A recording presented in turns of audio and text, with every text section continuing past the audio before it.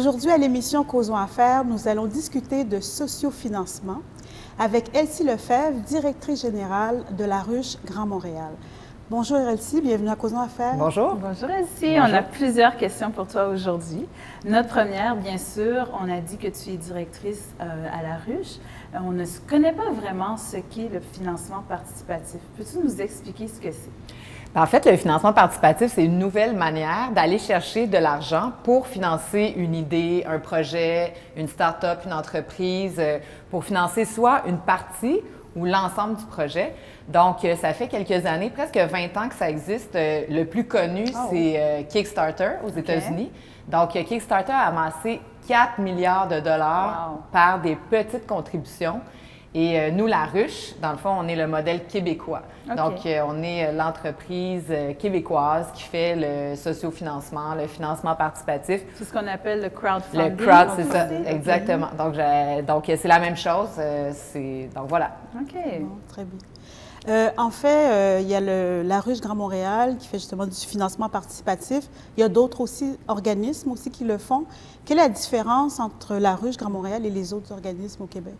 Bien, en fait, au Québec, c'est vraiment La Ruche qui a pris le marché du sociofinancement. En fait, c'est né à Québec. Donc, après le 400e de Québec, la communauté d'affaires là-bas voulait faire des projets. Comme à Montréal, on a eu le 375e.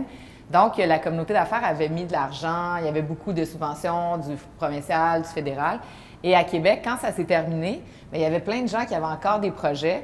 Puis il n'y avait plus d'argent pour les faire. Donc, la communauté d'affaires s'est rassemblée, puis ils se sont mis ensemble, puis ont créé le modèle de La Ruche, basé sur un peu le Kickstarter. Il existe Ulule aussi en France.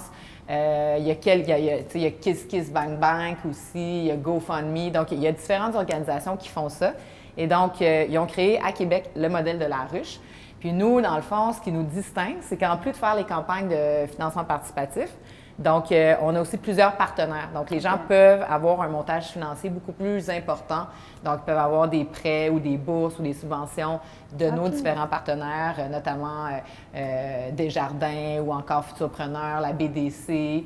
Donc, des organismes de l'écosystème qu'on connaît habituellement pour le financement peuvent être partenaires avec vous? Exactement. Donc, comme à titre d'exemple, il y a un projet récemment, on a décidé d'amasser 30 000 en financement participatif, mais ils sont allés chercher un 10 000 de Futurpreneur, un 15 000 de la BDC, puis ensuite de ça, un 30 000 au final. Donc, quand ils finissent la campagne, bien là, ils sont beaucoup plus solides. Ils n'ont pas juste amassé la partie de financement, ils ont aussi un montage financier. Donc, en effet, on les met en relation dans l'écosystème économique québécois. Donc, c'est là où je pense que La Ruche se distingue beaucoup. Puis, on est appuyé par le gouvernement du Québec, le ministère de l'Industrie-Commerce, la Ville de Montréal, les grandes villes à travers le Québec. Donc, ça vous donne une certaine crédibilité. Comment on fait pour se préparer à faire du sociofinancement? Si on est un entrepreneur et qu'on a besoin d'utiliser vos services, on fait ça comment? Bien, c'est ça. Dans le fond, La Ruche, là aussi, où on se distingue beaucoup, c'est qu'on a une approche très humaine. Donc, on est là pour accompagner les entrepreneurs à différentes phases de leur projet. Donc, nous, on ne fait pas le plan d'affaires avec les entrepreneurs et tout le monde peut faire campagne sur La Ruche. Donc, nous, on n'est pas là pour juger est-ce que le projet il est bon, il n'est pas bon, est-ce que ça va marcher ou pas. On est vraiment là pour accompagner les gens dans la campagne de financement participatif. Donc, comment ça marche concrètement? On tient des ateliers gratuits, donc où là, on explique c'est quoi le financement participatif, les grandes étapes de la campagne. Donc ça, on fait ça à peu près aux 2 semaines. Les gens peuvent consulter la page Facebook de La Ruche, puis ils ont le calendrier des ateliers. Donc, on tient ces ateliers-là, ça dure 1 heure ou 2. On échange, on parle aussi des projets plus spécifiques. Puis, ensuite de ça, la personne a fait son projet sur le site de La Ruche. Donc, j'invite les gens à visiter le site Internet de La Ruche, Québec. Donc, c'est très facile. Il s'agit de remplir les cases, donc qui je suis, qu'est-ce que je fais et tout ça. Toutes les campagnes, que ce soit sur Kickstarter, La Ruche ou les autres, c'est une vidéo qui explique c'est quoi le projet. Donc, bonjour, je fais telle chose, je vous demande de l'argent, de participer à la campagne. Puis ensuite de ça, les contreparties. Donc, dans le fond, on vend quelque chose à l'avance. Donc, les gens, quand ils achètent quelque chose, puis on les rétribue. Puis donc, les gens remplissent ça. Nous, on a des activateurs de projets à l'interne. Donc, quand vous commencez, si vous avez des questions, ensuite, nous, on est là pour répondre aux questions. Puis là où se distingue la ruche aussi, c'est qu'on a un réseau d'ambassadeurs, donc les SM40. À Montréal, c'est environ 80 personnes, des dirigeants d'entreprise, des gens dans toutes sortes de milieux, que ce soit économique, culturel, social, environnemental, peu importe. Puis là, ces gens-là sont présents lors de soirées qu'on appelle les cellules. Puis là, ça ressemble un peu au dragon, si on veut. Donc là, les entrepreneurs viennent faire leur pitch. Puis là, ben, on les challenge un peu, on les aide. Puis ensuite de ça, ben, ils sont prêts à aller en ligne. Puis là, ils lancent la campagne, qui dure entre 40 et 60 jours environ. OK. Qu'est-ce qui arrive après les 60 jours si on n'a pas atteint l'objectif? Bien, c'est ça. Dans le financement participatif, il y a deux modèles. Il y a garder ce que vous recevez et le tout ou rien. OK. Alors, nous, la ruche, on est dans le même modèle que Kickstarter, justement. Donc, c'est le tout ou rien. Ça veut dire qu'il faut atteindre l'objectif. Donc, c'est important de déterminer un vrai objectif réalisable, puis d'être réaliste selon son réseau, puis tout ça. Donc c'est ça. Donc, la base du financement, c'est vraiment des petites contributions qui viennent de la communauté pour atteindre un objectif important. Okay. Tout à l'heure, tu mentionnais que justement les entrepreneurs doivent se présenter devant un comité pour présenter leur projet d'affaires. Est-ce que vous leur suggérez de suivre une formation en pitch de vente? Bien, en fait, c'est sûr qu'il y a des entrepreneurs qui passent par l'École des entrepreneurs du Québec ou le HEC ou toutes sortes d'autres organisations qui accompagnent les entrepreneurs, mais le financement participatif, c'est vraiment une manière très démocratique d'aller chercher des sources de financement, puis on n'a pas besoin d'être un expert pour réussir ça. Alors, nous, on est là pour accompagner justement dans les différentes étapes, donc la personne n'est pas laissée à elle-même. Mais il ne faut pas non plus penser que pour faire du financement participatif, il faut être à un certain niveau puis avoir... un pro en Non, c'est ça. Justement, ça a été conçu justement pour permettre à des gens qui n'ont pas nécessairement eu tout ce bagage-là de pouvoir lancer des projets. Des gens, des fois, qui s'étaient fait aussi dire non par différentes institutions, qui disent, bien, moi, je crois tellement à mon projet que je vais aller convaincre ma communauté d'investir avec moi puis on va le réaliser. Donc, non. C'est vraiment ouvert à tous. OK. Intéressant. Puis, qu'est-ce qu'on doit faire pour augmenter ses chances d'avoir du financement? De succès, bien, c'est sûr qu'il faut se préparer. Tu sais. Donc, des fois, il y en a qui pensent que c'est la pensée magique. Je fais une vidéo, je mets ça sur Internet, puis je mets ça sur Facebook, puis l'argent va arriver. C'est ça, comme si tout le monde était au bout de son Facebook puis attendait son projet. Donc, bien, c'est sûr qu'il faut préparer la campagne. Donc, il y a une bonne vidéo, un bon projet, cerner l'histoire. Donc, ça prend comme une histoire derrière ça qui va faire que les gens vont se sentir interpellés puis qu'ils vont avoir envie d'investir dans votre projet. Puis, dans le financement, dans le crowdfunding, le financement participatif, oui, c'est une nouvelle manière de financer des projets, mais ça reste tout de même un financement qui est aussi traditionnel. Donc, il faut être capable d'aller solliciter son réseau. Tu sais, je donne souvent comme exemple... J'ai un ami, il veut faire un livre de poésie. Bien, tant et aussi longtemps qu'il m'en parle dans mon salon, bien, je trouve ça intéressant, mais sans plus. Mais lorsqu'il déclenche la campagne, bien là, ça devient sérieux, concret. Puis là, je vais être prêt à lui donner 50 $ pour son projet. Il faut qu'il en parle à son réseau. Bien, il faut qu'il en parle, c'est ça. Donc, les clés du succès, il y en a plusieurs, là, construire une belle campagne, mais après ça, il faut aussi, là, justement, mobiliser son réseau, puis être capable d'aller chercher des influenceurs, puis avoir une bonne campagne de communication sur les médias sociaux pour que là, ça fasse boule de neige, puis qu'on en parle et on en parle. C'est bon. OK. Merci, Elsie. Tu restes avec nous parce qu'on va prendre une petite pause. Après la pause, on revient avec d'autres questions sur le sociofinancement.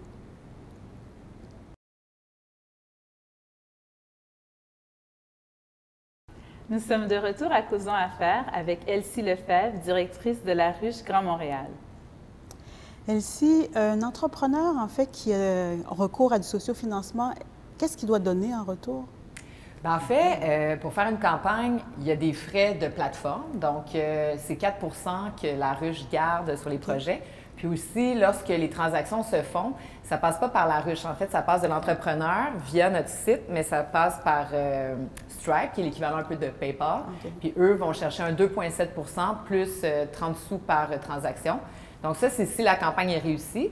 Si la campagne échoue, donc il n'y a aucun frais. Okay, donc la personne termine, puis c'est fini. Puis nous, on est la plateforme la moins chère. Donc, oui, vous avez comparé. Oui, puis c'est ça.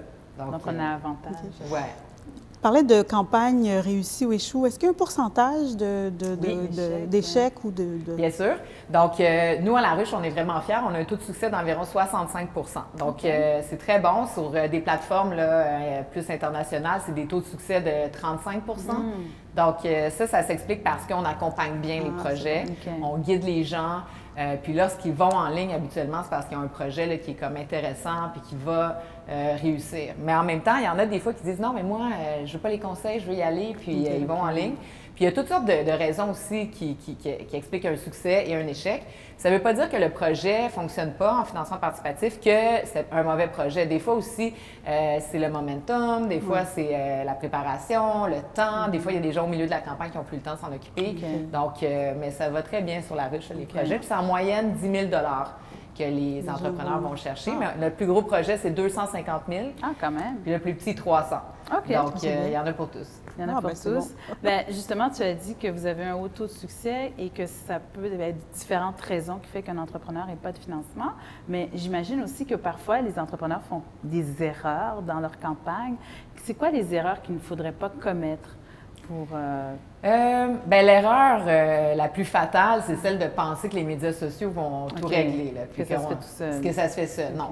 Le mot le dit, c'est une campagne. Donc, on vient de faire des élections au Québec. Donc, c'est une campagne. Une campagne, ça veut dire qu'à tous les jours, il faut poser certaines actions, puis interpeller son réseau, puis ne pas avoir peur de relancer les gens. Des fois, on est gêné. C'est fatigant. C'est ça. Donc, des fois, on se dit « Ah, je ne veux pas achaler », mais en même temps, moi, je pense qu'il y a vraiment une prime à ça, là, le fait d'être acharné un peu, là, puis de retourner voir les gens. Les gens, ils disent « Mon Dieu, tellement motivé cette personne-là que finalement, je vais lui donner 20 ». Puis, tu sais, c'est la somme des fois aussi, puis c'est d'expliquer aux gens que donner 20 $ pour la personne qui le donne, c'est rien. Mais si tout le monde donne 20 $, ça permet de faire une grande somme. Donc, en fait, ben, voilà. OK, c'est intéressant. Je ne sais pas si c'est une impression, mais je pense que le sociofinancement est moins connu au Québec comparativement ailleurs. Pourquoi? Bien, en fait, c'est relativement nouveau. Donc, nous, La Ruche, ça va faire 5 ans qu'on existe. À Montréal, seulement 2 ans.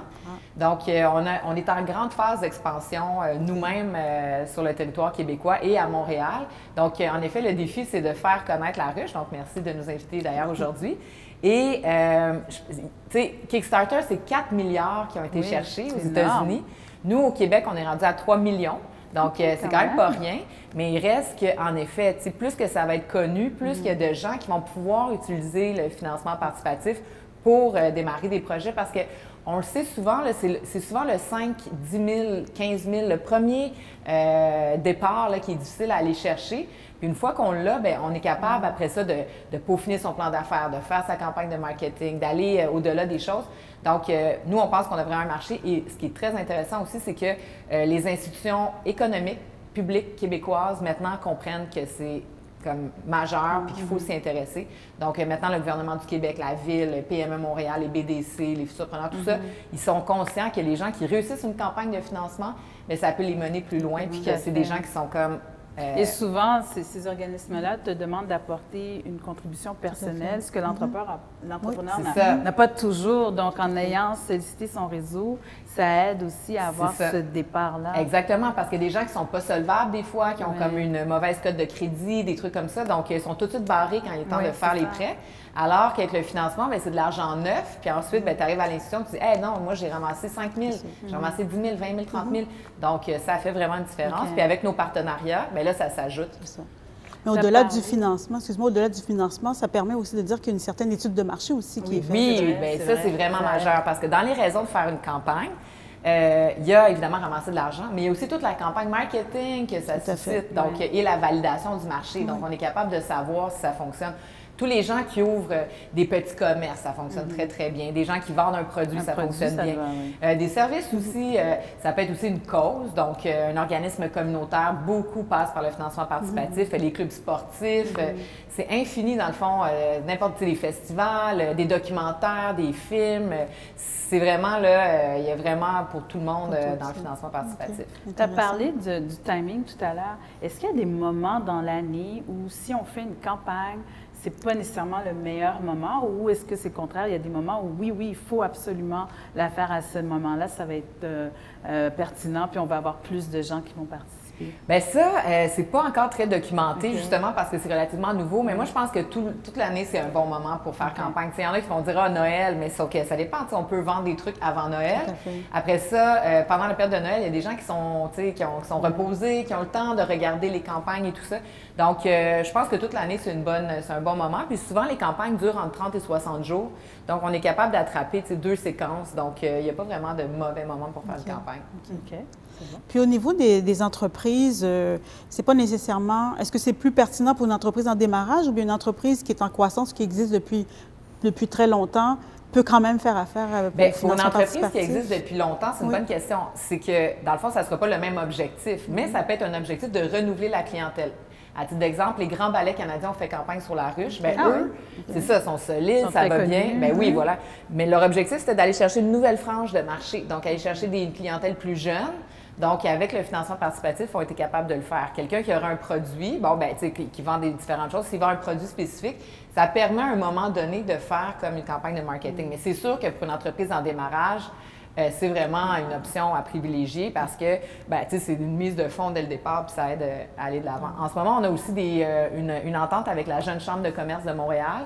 Okay. Donc, pour toute personne qui fait une campagne de 3 750, bien, ils ont accès à un prêt à 2 d'intérêt, ce qui est comme vraiment minime, de 7 500. Donc, pour 3 750, bien, tu termines une campagne avec 10 000. Donc, c'est vraiment intéressant. Donc, on a plusieurs programmes comme ça aussi qui aident vraiment beaucoup les jeunes entrepreneurs et ceux qui se lancent. OK. Ah, c'est excellent. En tout cas, merci beaucoup. Merci. Peux-tu nous dire, pour terminer, qu'est-ce qu'on fait pour te contacter si on veut faire une campagne de sociofinancement? Bien, le plus facile, c'est d'aller sur le site de laruchequebec.com. Puis, bien, vous allez voir, là, vous allez trouver ma petite photo, Elsie Lefebvre. Donc, juste m'écrire un petit courriel. Puis, je suis toujours disponible. Ça va me faire plaisir de vous accompagner dans vos projets d'entrepreneuriat à Montréal et au Québec.